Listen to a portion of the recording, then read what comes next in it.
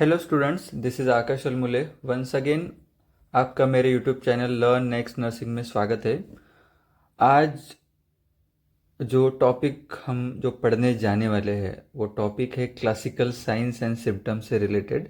That means science and symptoms से related MCQ हम पढ़ेंगे। जो भी आने वाली नर्सिंग की एग्ज़ाम्स है, 3 या 4 एग्ज़ाम्स है, RML, PGI Sangrur, JIPMER, CHO Rajasthan, CHO Maharashtra, यहाँ की एग्ज़ाम्स में ये सवाल पूछे जाते हैं।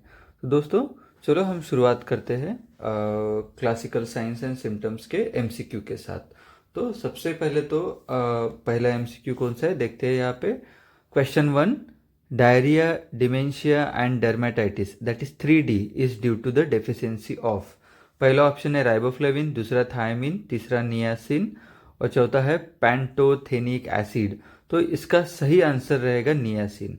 तो हम देखेंगे अब ये राइबोफ्लेविन, थायमिन, नियासिन और पैंटोथेनिक है, तो इसके हम लोग पढ़ लेते हैं कि राइबोफ्लेविन क्या होता है। देखो, राइबोफ्लेविन को B2 जो B2 के नाम से जाना जाता है।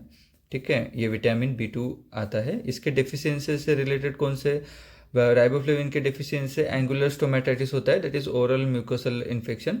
दूसरा चिलोसिस होता है, that is cracking of lips. Then तीसरा है glossitis, that is inflammation of tongue. Then thiamine के डेफिशिएंसी दैट इज B1 के नाम से जाना जाता है। उसके डेफिशिएंसी से क्या होता है, बेरी बेरी होता है, उसमें dry and wet beriberi रहता है। और दूसरा है Wernicke's encephalopathy and Korsakoff syndrome, ये होता है दोस्तों। देन नेक्स्ट है पैंटोथेनिक एसिड, जो B5 के नाम से जाना जाता है। उसके डेफिशिएंसी से क्या होता है, बर्निंग फूट सिंड्रोम, ये होता है। और इसका सही आंसर है नियासिन, दैट इज उसको कौन से नाम से जाना जाता है, B3 के नाम से जाना जाता है। तो इसके डेफिशिएंसी से क्या होता है, पेलाग्रा नाम का डिसीज होता है दोस्तों। ठीक है, पेलाग्रा नाम का डिसीज। तो ये मोस्टली जो मेज ईटिंग जो पॉपुलेशन है उसमें पेलाग्रा होता है। और पेलाग्रा में 3 सिम्टम्स होते हैं, दैट इज 3D के हिसाब से, that is diarrhoea, dementia and dermatitis. तो इसका सही आंसर है नियासिन। तो हमने देख लिया। इसके साथ चारों ऑप्शन का हम थोड़ा विश्लेषण करेंगे, यानी एक एमसीक्यू के साथ आपके 4 एमसीक्यू के आंसर या 4 एमसीक्यू के बारे में आपको पता चले। तो दूसरा एमसीक्यू है cardinal science of respiratory arrest. तो ये कार्डिनल यानी दैट इज इम्पोर्टेंट, जो आप गिन सकते हो, यानी जो आप ये कर सकते, दैट इज इम्पोर्टेंट साइन। तो इसका पहला ये क्या है ऑप्शन, अपनिया। दूसरा है शॉलो ब्रीथिंग। तीसरा है इरेगुलर ब्रीथिंग एंड चौथा है हरीड ब्रीथिंग। इसमें क्या बोला है, रेस्पिरेटरी अरेस्ट, यानी रेस्पिरेटरी अरेस्ट हो गया है, कंप्लीट एब्सेंस हो गया। तो इसका सही आंसर क्या रहेगा, अपनिया रहेगा। नेक्स्ट है third, which is the most probable indications of perforations of peptic ulcer. तो मैं सीधी सीधी आपको बता दूं, यहाँ पे जो पेप्टिक अल्सर जो होता है, तो मोस्टली यहाँ पे gastric ulcers and duodenal ulcer ये होते हैं। तो दोनों में भी क्या होता है, पेन होता है। ठीक है, क्रैम्पिंग पेन और ग्नाउनिंग जो पेन रहता है वही होता है। तो पेप्टिक अल्सर क्या होता है देखते हैं, अ सोर on the lining of your stomach, that is small intestine और इसोफेगस, उसको पेप्टिक अल्सर, जो सोर होता है उसको ही अल्सर बोलते हैं दोस्तों। मोस्ट कॉमन सिम्टम्स क्या है, स्टमक अल्सर इज बर्निंग और ग्राउंडिंग पेन रहता है स्टमक अल्सर्स में इन abdomen. And other symptoms like indigestion, heart burn and the acid reflux and feeling सिक। तो इसका सही आंसर क्या रहेगा, एसिड रिफ्लक्स, तो इससे वोमिटिंग होती है। देन फीलिंग सिक, जो नोसिया में होता है सो दोस्तों। तो इसका सही आंसर क्या रहेगा, nausea and vomiting. Then fourth MCQ देख लेते हैं, early symptoms of dumping syndrome.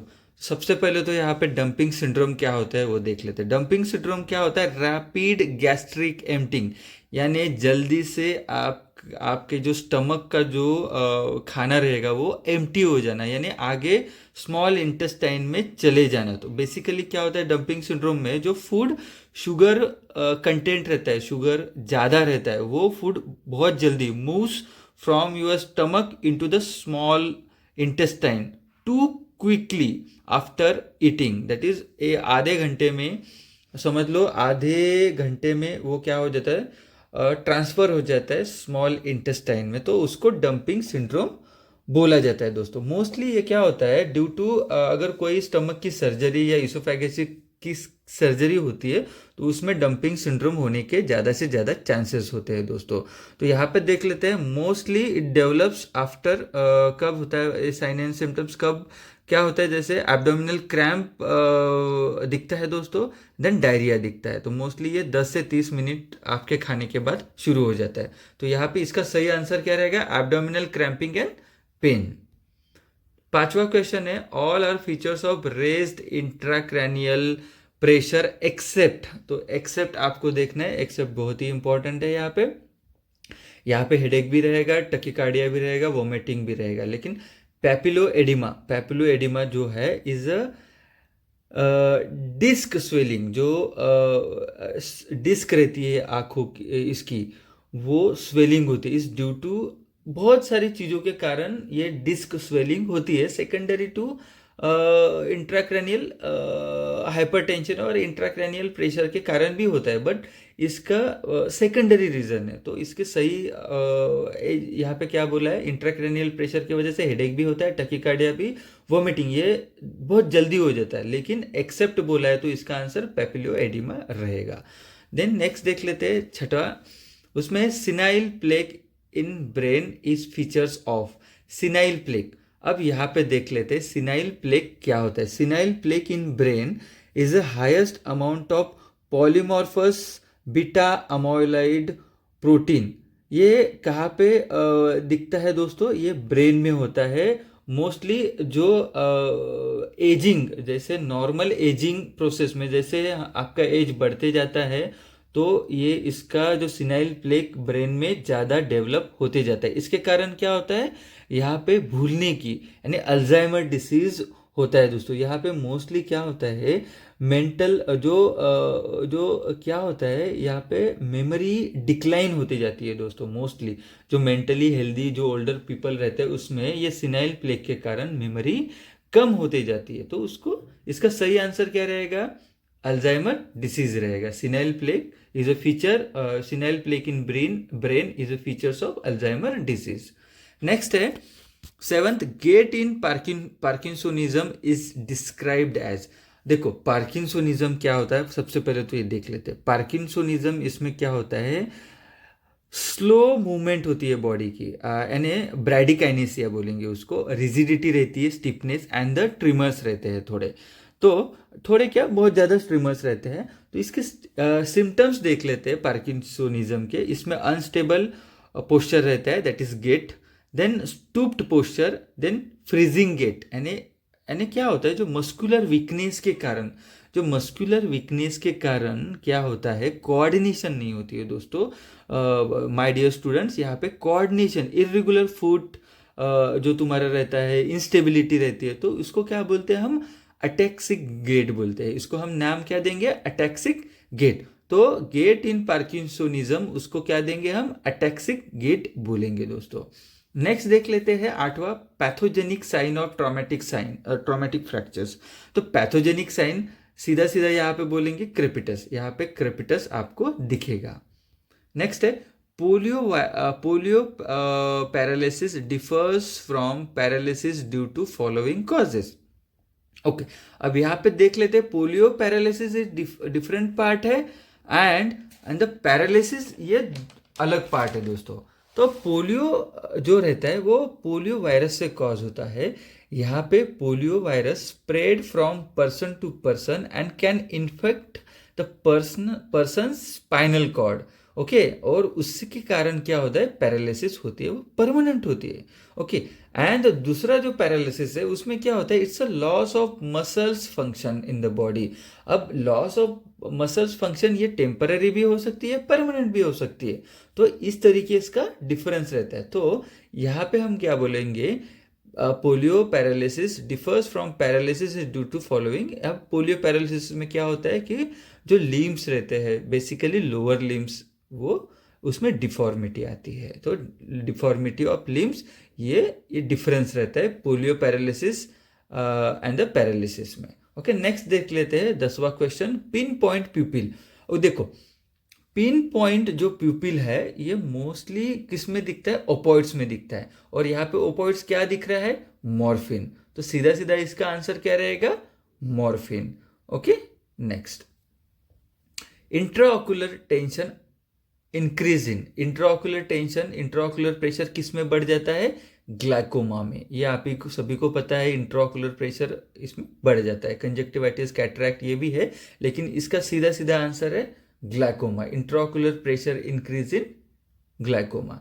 Next है, which of the following is a complication of mumps. ये भी सीधी सीधा आंसर है इसका, orchitis, encephalitis, myocarditis and none इसका है, तो लेकिन इसका सीधा आंसर क्या रहेगा, orchitis. Okay, next, Koplik spot. Koplik spots किस में दिखता है, चिकन पॉक्स में भी नहीं दिखता है, स्मॉल पॉक्स में भी नहीं दिखता है, इसमें दिखता है मीजल्स में दिखता है कॉप्लिक स्पॉट्स। ये बहुत बहुत सारे एग्जाम्स में ये सवाल आया है। देन नेक्स्ट है हाइड्रोफोबिया। हाइड्रोफोबिया रेबिस में दिखता है। हाइड्रोफोबिया में यहाँ पे पानी का उसको डर लगता है पेशेंट को, वो बेसिकली वो कहाँ में दिखता है, किस में दिखता है, रेबिस में, रेबिस के पेशेंट में। नेक्स्ट है 15, infection of lacrimal sac secondary to nasolacrimal duct obstruction is called. इसका इसमें दिया है पहला dacryocystitis, conjunctivitis, cystitis and none. और देखो, conjunctivitis inflammation of conjunctiva, cystitis cyst में inflammation of cyst, then none. लेकिन इसका सीधा आंसर क्या है, डैक्रोसिस्टाइटिस। इसमें क्या होता है दोस्तों, इन्फेक्शन ऑफ लैक्रिमल सैक। जो लैक्रिमल सैक रहता है उसमें अगर इन्फेक्शन होता है तो उसमें कारण क्या होता है, नजो लैक्रिमल जो डक्ट रहता है उसमें ऑब्स्ट्रक्शन हो जाता है। दैट मीन्स जो आई से जो पानी रहता है, जैसे वाटरी आई रहेगा, उसमें वो जो आंखों का पानी है ना, वो नोज के थ्रू वो ड्रेन नहीं होता है, वो वही के वही रहेगा। तो पेशेंट की आंखें बहुत ही ज़्यादा वाटरी दिखेंगी, जो डक्ट रहेगा वो ऑब्स्ट्रक्ट हो जाता है। तो उसका सीधा सीधा आंसर है डैक्रोसिस्टाइटिस, यानी जो लैक्रिमल डक्ट रहता है उसमें ऑब्स्ट्रक्शन होता है और उसका इन्फ्लामेशन होता है यानी इन्फेक्शन होता है, उसको डैक्रोसिस्टाइसिस बोलते हैं। और डैक्रोसिस्टाइसिस होने के बाद अल्टीमेटली इसमें क्या होता है, एक तो लैक्रिमल प्रोब से जो लैक्रिमल डक्ट वो ऑब्स्ट्रक्ट है उसको खोला जाता है, ये ऑप्थेल्मिक प्रोसीजर होती है, ठीक है। या अगर बहुत ही ज़्यादा दोनों के दोनों दोनों आंखों के अगर लैक्रिमल डक्ट ऑब्स्ट्रक्ट हो गए तो अल्टीमेटली हमको डीसीआर, जो ईएनटी में जो सर्जरी होती है डीसीआर, उसको बोला जाता है डैक्रोसिस्टोराइनोस्टॉमी बोलते हैं उसको, तो वो करके उसको खोला जाता है। नेक्स्ट है 16th नंबर का पैराटॉन्सिलर अपसेस नोन एज, हाँ, पैराटॉन्सिलर अपसेस डिसीज को क्या बोला जाता है, क्विंसी।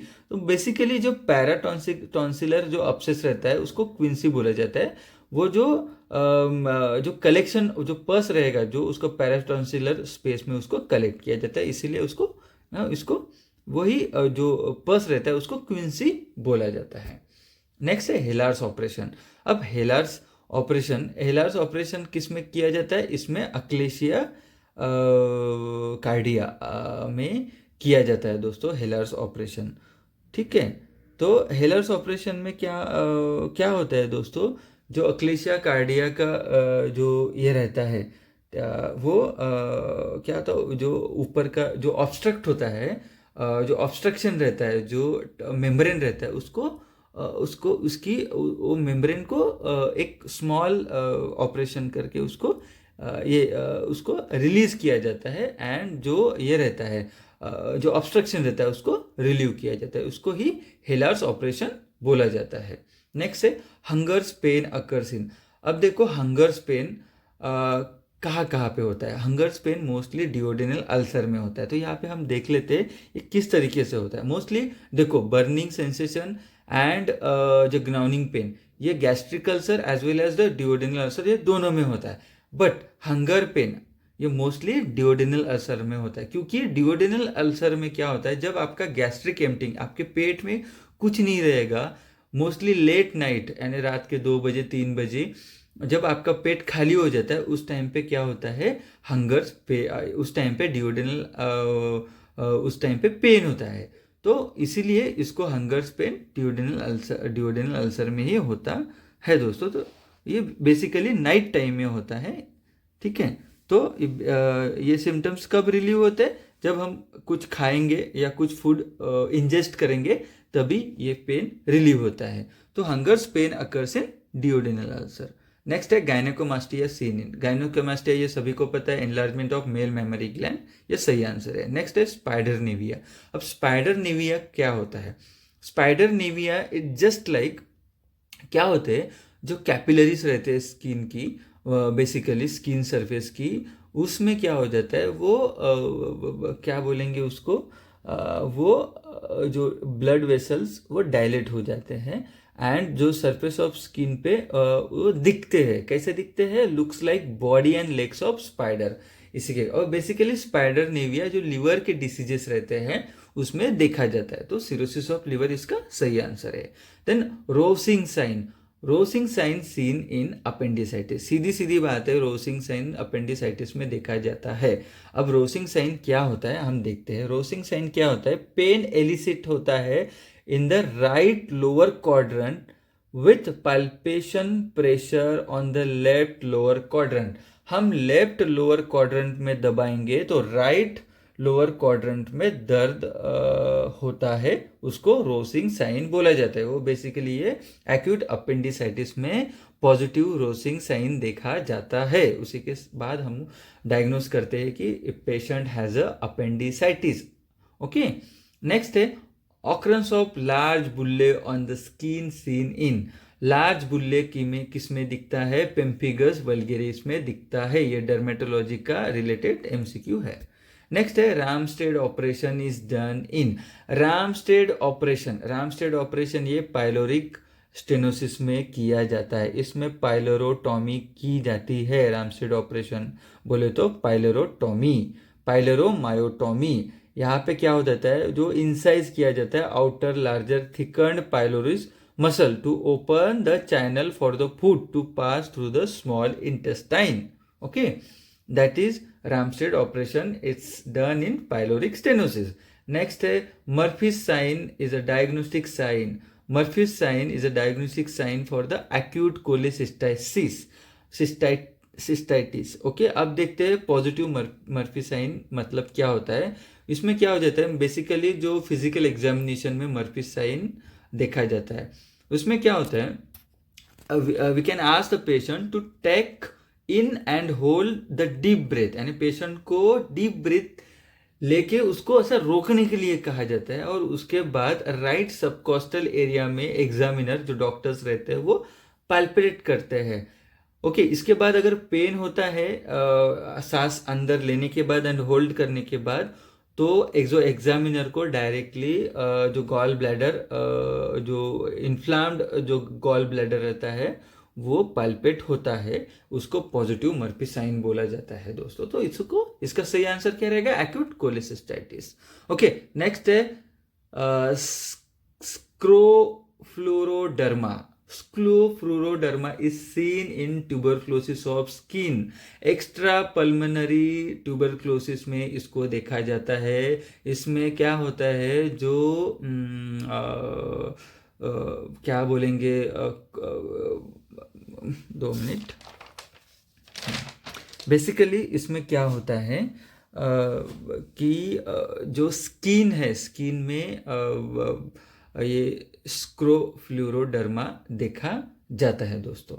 ठीक है, नेक्स्ट है following are the clinical features of diabetic mellitus except. अब देखो डायबिटिक मेलाइटिस में 3P रहता है, पॉलीयूरिया, पॉलीफेजिया यानी पॉलीडिस्प्सिया, यानी ज़्यादा भूख लगना, ज़्यादा पेशाब लगना और ज़्यादा प्यास लगना। ओके, पॉलीआर्थराइटिस ये इसका साइन नहीं है, तो इसका एक्सेप्ट बोला है तो पॉलीआर्थराइटिस इसका आंसर रहेगा। नेक्स्ट है एक्सोथैलेमस प्रेजेंट इन। एक्सोथैलेमस किस में प्रेजेंट रहेगा? थायरोटॉक्सिकोसिस में ये एक्सोथैलेमस प्रेजेंट रहेगा। नेक्स्ट है following diseases are cause due to deficiency of thyroid hormone except. अब यहाँ पे देखेंगे डेफिशिएंसी ऑफ थायराइड हार्मोन से क्या क्या होता है। क्रिटिनिज्म भी होता है, मिक्सिडेमा भी होता है एंड द हाइपोथायरॉयडिज्म भी होता है। बट ग्रेव्स डिसीज किस में होता है? हाइपरथायरॉयडिज्म में होता है दोस्तों। जहाँ पे थायराइड हार्मोन का एक्सेस प्रोडक्शन होता है तब ग्रेव्स डिसीज होता है। तो इसका सही आंसर क्या रहेगा? Graves disease. तो दोस्तों इसी के साथ हमने आज 28 MCQ देखे साइन एंड सिम्टम से रिलेटेड। अगर मैं आपको सीधा बोलूँगा, ये वीडियो आपको पसंद आया, अगर ये MCQ पसंद आए, इस तरीके से MCQ आपको चाहिए, तो आप कमेंट बॉक्स में लिख सकते हो कि आपको चाहिए, नहीं चाहिए, या और ज़्यादा एक्सप्लेनेशन चाहिए या मिनिमल एक्सप्लेनेशन चाहिए, वो भी आप मेरे को कमेंट में डाल सकते हो। इसके रिलेटेड मैं आपको रिप्लाई दूंगा, ठीक है, और नए नए वीडियो बनाऊंगा। तो thank you my dear students, thank you for watching this video. अगर ये वीडियो आपको बहुत पसंद आया तो मेरे वीडियो को लाइक करिए, अपने दोस्तों के साथ शेयर करिए, और प्लीज़ प्लीज़ प्लीज़ मेरे चैनल को सब्सक्राइब करिए। दोस्तों मैं इसी के साथ आपको बोलना चाहूँगा, मैं रोज़ Telegram channel and YouTube Telegram channel पे फ्री टेस्ट सीरीज़ देता हूँ। डेली नर्सिंग की टेस्ट सीरीज़ रहती है, प्लस वीकली यहाँ पे RML basis, PGI basis and JIPMER basis, ESIC basis, AIIMS basis free की 100 मार्क्स की टेस्ट अकॉर्डिंग टू सिलेबस ये मैं प्रोवाइड करता हूँ। उसके लिए मैं डिस्क्रिप्शन बॉक्स में लिंक दे दूंगा, आपको कौन सा ऐप डाउनलोड करना है वो लिंक दूंगा, वो आप डाउनलोड करिए और हर संडे को फ्री ऑफ कॉस्ट टेस्ट आप दे पाओगे दोस्तों। ठीक है, थैंक यू दोस्तों, गुड नाइट।